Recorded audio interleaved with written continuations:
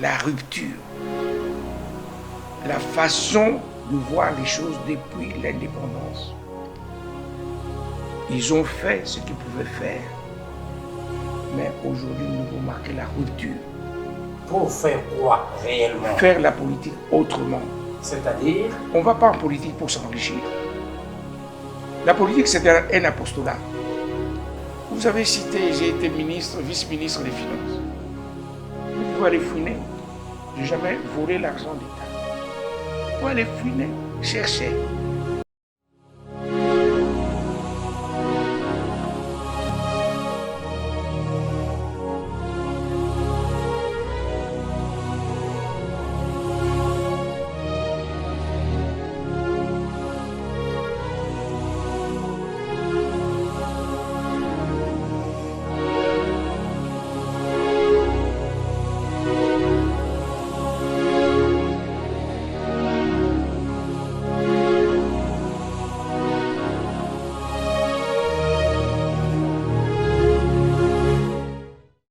Bonjour mesdames, bonjour messieurs. Ça dépend de l'heure à laquelle vous nous suivez sur Total Démocratie Info, votre chaîne de prédilection. Dans cette émission où nous accueillons un baobab de la scène politique congolaise. Vous allez le découvrir après. Nous allons aborder dans cette émission les questions poignantes de l'actualité politique congolaise. Nous allons parler de la création de la coalition de la gauche congolaise, de l'insécurité à l'Est et du dialogue à l'interne. Un dialogue qui se veut inclusif. En cet effet, nous allons recevoir celui que vous allez bientôt découvrir. Il s'agit d'un baobab politique qui a été ministre sous Matata Ponyo, sous Ilunga Ilunkamba. Il était aussi député. Il est député honoraire. Il s'agit de son Excellence Albert Mpeti. Bonjour Excellence. Bonjour monsieur le journaliste. Ok. Vous avez été à la genèse de la création de la méga plateforme, la coalition de la gauche congolaise, c'est-à-dire de l'embryon jusqu'à la naissance le mercredi 18 juin 2025 à Chobez, c'était à la Gombe. Quel en sont, c'est quoi la coalition de la gauche congolaise? Parce que c'est une grande première. Depuis que le Congo est le Congo, c'est la première fois que nous voyons que les gens doivent se réunir d'après une certaine idéologie. Vous avez la parole de nous dire c'est quoi? Merci beaucoup. Vous avez lancé le mot base idéologique. Avant d'entrer en profondeur, je voudrais d'abord rendre hommage à la personne qui a eu cette intelligence et cette idée de lancer ce méga regroupement qui est la coalition de la gauche congolaise. Qu'a fait Jean-Marc Kabound à Kabound? Il a pris du recul. Il a pris du recul et il a réfléchi. Les regroupements politiques, d'une manière générale, dans notre pays, se font à la veille des élections et se disparaissent après les élections. Et là, nous avons mis sur pied, nous avons mis en place une coalition de la gauche congolaise qui est basée sur les principes idéologiques, socialistes et humanistes. Donc nous nous retrouvons autour des idées et non pas pour aller se partager le gâteau avec les élections, etc. Bien entendu, comme regroupement politique, nous avons des ambitions politiques. Et comme toute organisation politique, c'est la conquête du pouvoir et la conservation de la politique, du pouvoir politique. Mais aujourd'hui, je pourrais dire, Jean-Marc Aboun, c'est un peu notre Mitterrand congolais, qui a rassemblé, Mitterrand a rassemblé toutes les forces de la gauche. La gauche, elle est plurielle. Ça va des radicaux de gauche à la gauche prolétarienne, aux gauchistes, aux communistes, en passant par les anarchistes même, qui se réclament aussi, et l'extrême gauche. Mais ça, c'est la conception européenne. Ici, du point de vue responsable et politique, qui avons évolué politiquement et qui savent qu'une nation, on doit la bâtir sur des bases idéologiques. Enfin, du moins les formations politiques. Je dois dire que c'était une grande première.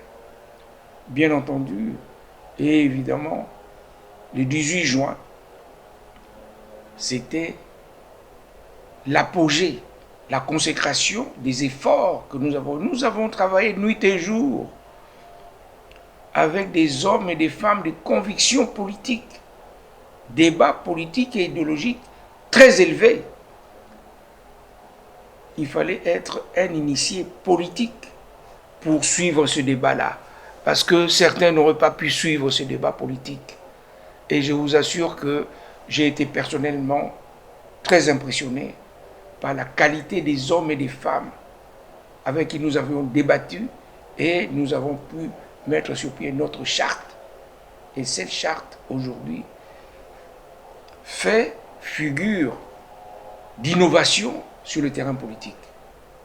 Voilà ce que je peux dire du point de vue coalition. Vous avez abattu un travail de titan, un travail en même temps de qualité. Est-ce que nous pouvons connaître les objectifs de cette coalition? Les objectifs sont très clairs. C'est rassembler toutes les forces politiques qui se réclament de la gauche et de l'humanisme politique pour transformer notre société, surtout pour marquer la rupture politique. Nous avons évolué depuis 60. Les partis politiques, c'était sur des bases tribales, copinage, mais sans nationalistes, mais vaguement de socialistes, vaguement définis politiquement du point de vue idéologique. Vous allez dans les grandes nations qui construisent leur pays. Les fondamentaux politiques, c'est toujours sur une base idéologique. On se retrouve autour des idées et pas autour des slogans creux politiquement. Et souvent, ce sont des slogans à la veille des élections. On dit bonne gouvernance et ceci, cela. Mais alors qu'il n'y a rien dans tout ça. Alors voilà un peu les objectifs que nous avons, nous. Et c'est un grand travail, un travail de titan. Et c'est pourquoi je dis toujours, je ne cesse de répéter, oui, et sans tomber dans le djalilisme, non, le président Kaboun nous a sortis de l'obscurité où nous étions politiquement. Ok, le président Kaboun nous a sortis du ghetto. Ça, ce sont vos propres mots. Mais avant de clore cette thématique, je voudrais savoir, je sais qu'il est difficile de parler de soi-même, votre nomination comme vice-président de la coalition, ça a été préconçu ou bien vous avez été surpris par le président Jean-Marc Aboun d'Akaboun? Pour être franc, j'ai été surpris quand je vois le nombre de personnalités politiques de qualité qui sont dans notre coalition de la gauche congolaise. Je ne m'attendais pas à ce qu'il porte le choix sur moi. Et je tiens d'ailleurs à l'en remercier. Et je vais apporter le meilleur de moi-même, de mon expérience politique et autres, pour faire vivre cette coalition. Le combat politique, pour moi, ça ne date pas d'aujourd'hui. Depuis que je suis étudiant, à l'époque, nous avions l'UGEC, l'Union Générale des Étudiants Congolais. J'étais tout gamin, je suis entré à l'université, j'avais 17 ans. Eh bien, j'avais déjà cet engagement politique. Et en France, où j'ai évolué, où j'ai fait une partie de mes études primaires, secondaires, universitaires, j'ai découvert la FEANF, un mouvement anti-impérialiste qui réunissait tous les étudiants africains. Et j'étais un membre très actif. Et le président déchu de la Guinée équatoriale, Alpha Condé, m'avait découvert lors de nos congrès, les congrès de la FEANF, à Antony. On a commencé l'université à Lyon pour évoluer à Paris, etc. Mais j'étais un membre actif, j'allais. Donc mon engagement politique ne vient pas aujourd'hui. Et pour mettre fin à la dictature de Mobutu à la fin, il a exagéré, nous étions engagés politiquement. Si vous cherchez dans les annales, vous allez retrouver Albert Petit, représentant du PDC à Bruxelles, et Justine, ma collègue, qui était la représentante de l'UDPS. Et c'était à l'époque de la première union sacrée à radical, comme on plaisantait de temps en temps, avec le tandem Papa Iléo et Papa Étienne Tshisekedi, Ouamolumba. Et nous avons mené des batailles dans les rues de Bruxelles pour réclamer la démocratisation de notre pays. Donc mon engagement politique ne date pas d'aujourd'hui. Très bien. Très chers internautes, vous allez découvrir Albert Petit n'est pas un novice. Il n'est pas né de la dernière pluie. C'est quelqu'un de très assermenté. C'est quelqu'un qui a un bagage. Nous allons entamer notre deuxième thématique qui est liée à l'insécurité à l'Est. Pour ce faire, il y a un accord de principe qui a été signé le 27 juin à Washington. À nous de savoir, est-ce que l'administration Trump joue en jeu? Est-il vraiment, Trump, je voudrais dire, est-il vraiment un arbitre impartial ou bien il est influencé par des motifs économiques? Vous savez, dans votre question, vous avez plusieurs questions. Et pour y répondre, il faut être un habile débatteur. Je vais essayer de répondre à plusieurs facettes qui reflètent votre question, vos questions. D'abord, sur le plan des principes humains, humanistes et socialistes, mettre fin à 3 décennies de guerre où nous avons perdu beaucoup de millions de nos compatriotes, c'est une bonne chose. Je voudrais saluer quand même cet accord. Pourquoi? Nous-mêmes, Africains, on a essayé. Les Angolais, le Kenya, la SADC, etc. Nous étions en train de patauger. Les Américains ont décidé de mettre fin à ça. Donc nous devons saluer quand même cet aspect-là. Maintenant, ayant vécu chez nos amis occidentaux, ils ne font rien pour rien. Il y a la recherche des intérêts économiques. Mais c'est à nous d'être vigilants. On a suffisamment pillé ce pays depuis des décennies et des décennies, depuis les 80 ans de la colonisation, l'après-colonisation. Et nous vivions dans un paradoxe. Nous, les Congolais, nous sommes dans un pays extrêmement riche, mais nous vivons pauvrement. C'est là encore le mot du président Kabounda Kabound, la rupture. Ça doit s'arrêter, tout ça. La rupture n'est pas seulement avec nos us et coutumes politiques, mais l'exploitation de ce grand pays. C'est inadmissible que ceux qui viennent prendre nos matières premières vivent comme des rois et que nous, les propriétaires, nous vivons comme des malheureux, comme des piteux. Alors, ce n'est pas nos âmes. C'est pourquoi il faut marquer cette rupture-là. Alors, maintenant, dans un accord de principe, on ne peut pas tout mettre. On ne peut pas tout mettre. C'est impossible. Mais au fur et à mesure que nous allons évoluer, nous allons devoir faire des réajustements. Il n'y a aucun accord parfait. Mais comme humaniste et convaincu des idées de la gauche acquis par le socialisme et l'humanisme, je salue le fait qu'on met fin à ce carnage, à ces tueries, à cette barbarie. Mais c'est à nous maintenant, les Congolais, d'être vigilants, de voir où se situent nos intérêts. Un accord cadre, c'est un accord cadre. Mais il y a tout ce qui est connexe. C'est à nous d'être vigilants, de défendre la nation. N'oublions quand même pas. Ce pays, moi je me souviens, lorsque nous étions étudiants, il y avait un livre à la mode de Jean-Jacques Servan-Schreiber, Le défi mondial. Il y a tout un chapitre sur le Congo. On parle de la RDC comme étant une puissance potentielle dans le monde. Arrêtons de nous marteler, de nous flageller. Prenons nos responsabilités. Et à la jeunesse combattante, à la population congolaise, prenons nos responsabilités. Nous sommes en mesure dans ce pays d'être parmi les grandes nations du monde. Je vous dis, quand on voit la colonisation, les 80 ans de colonisation, notre pays avait un taux de croissance élevé, tout ça. A priori, nous n'avions pas à réclamer l'indépendance.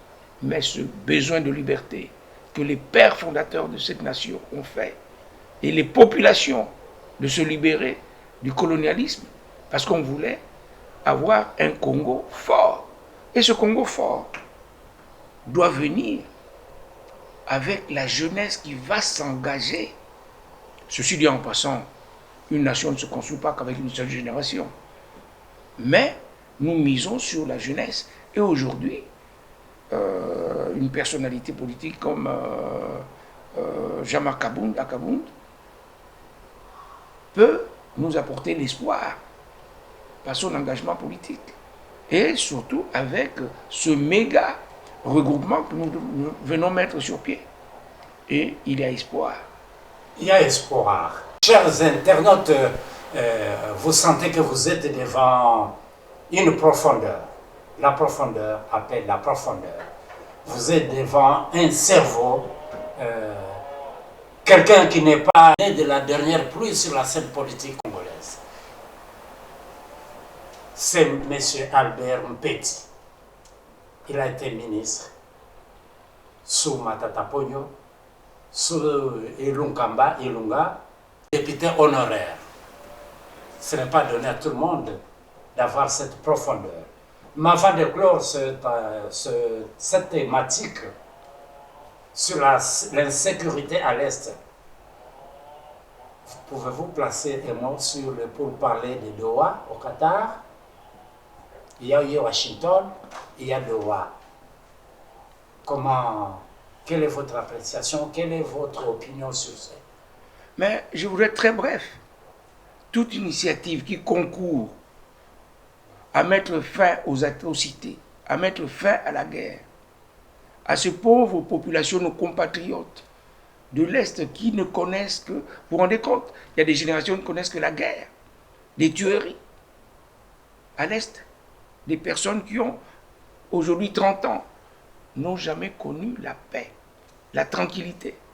Vivre dans son pays et contribuer à construire ce pays.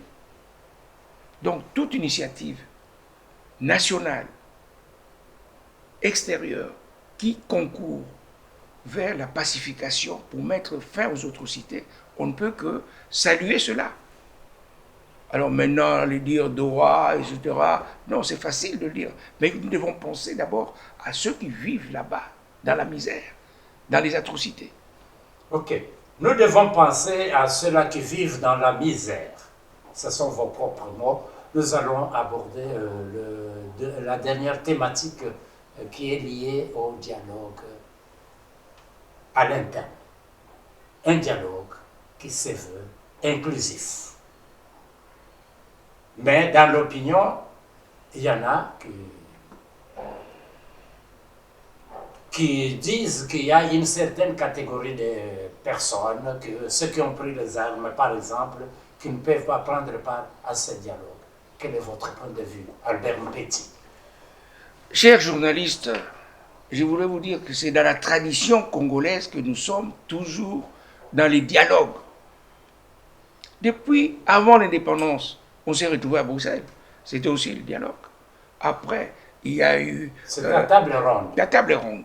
Mais après ça, après l'indépendance, il y a eu Lovanium, il y a eu Conclaville, Loulouabou, Tananarive.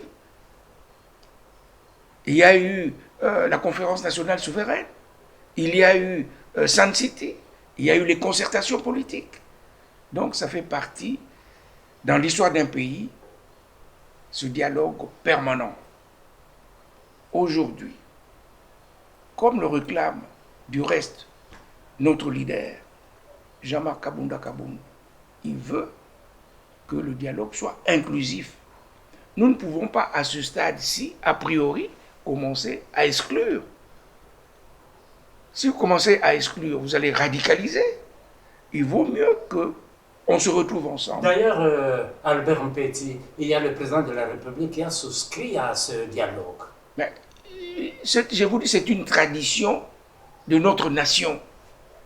Avant l'indépendance, où est-ce que nous nous sommes retrouvés? C'était aussi un dialogue avec les Belges pour arracher cette indépendance.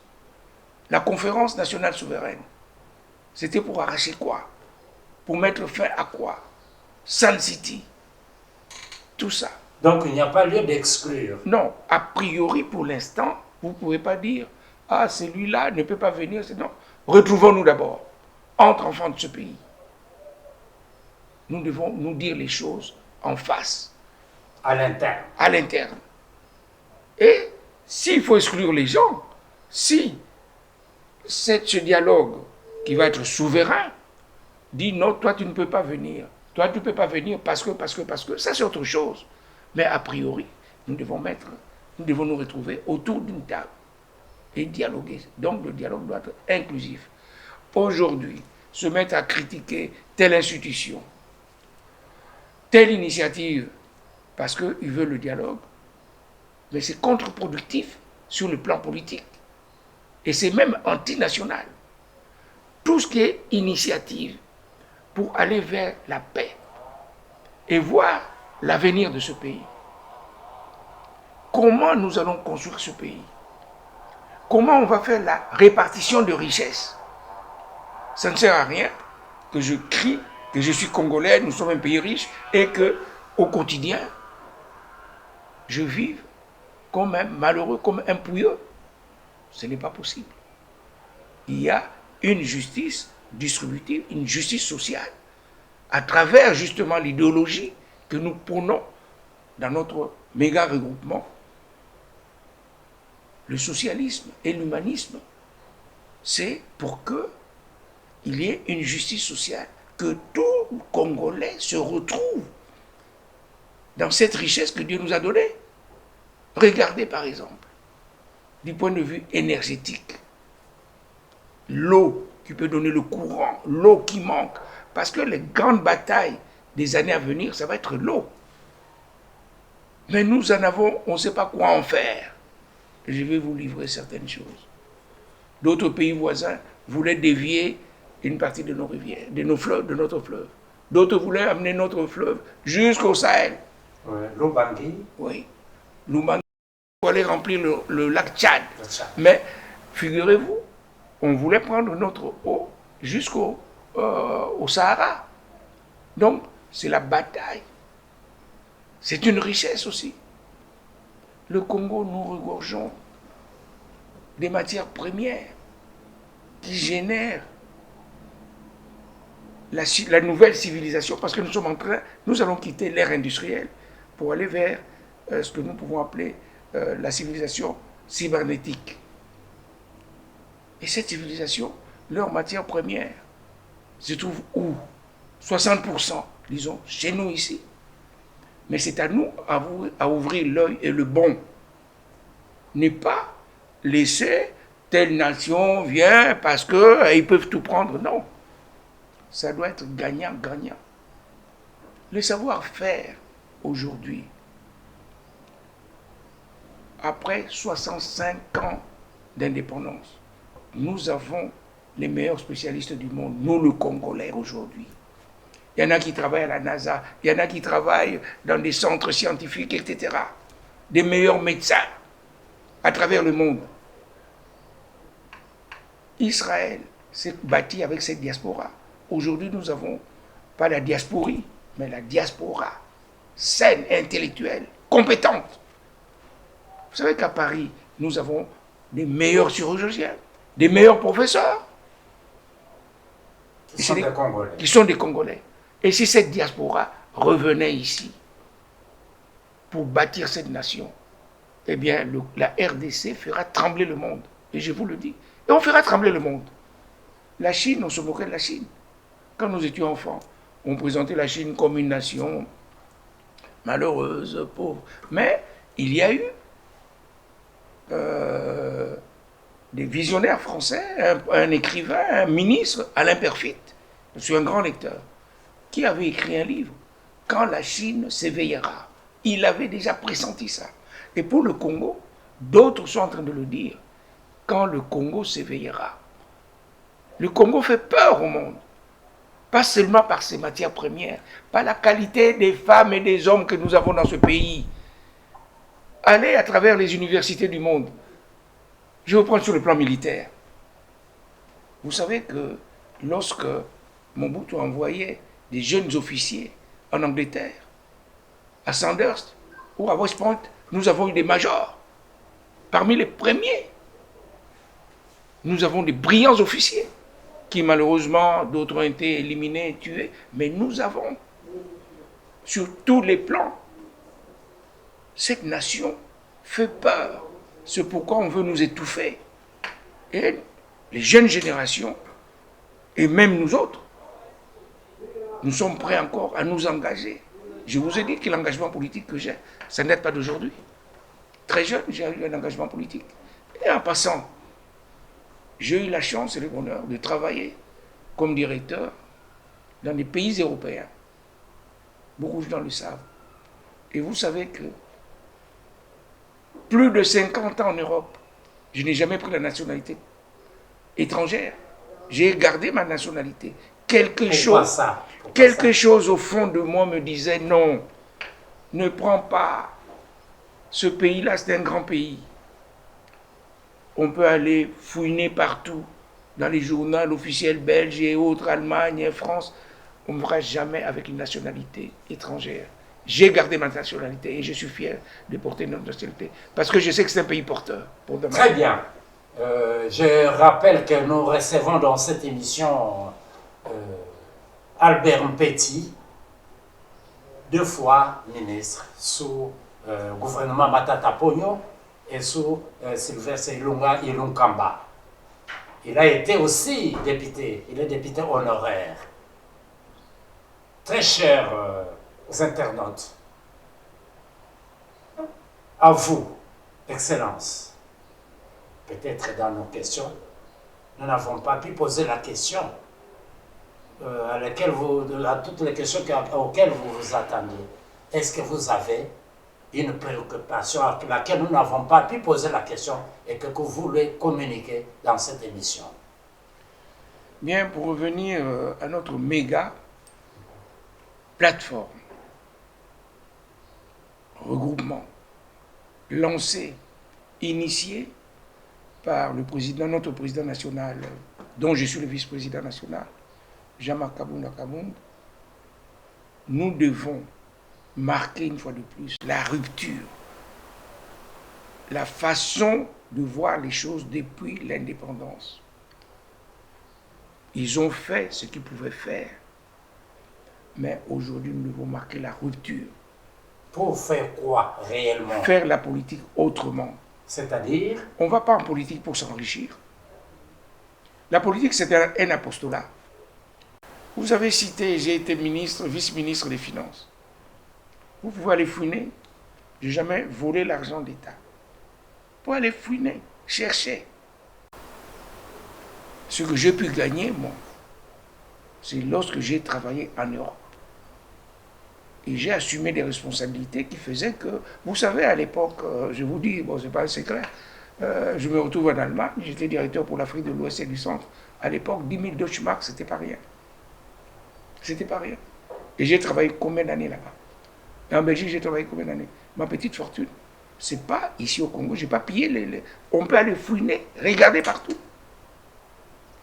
J'étais au ministère des Finances. Jamais j'ai dit à quelqu'un, ah, avant d'avoir votre argent, mes 10%, ou signer mon engagement. Je n'ai jamais fait ça. Par contre, je suis content.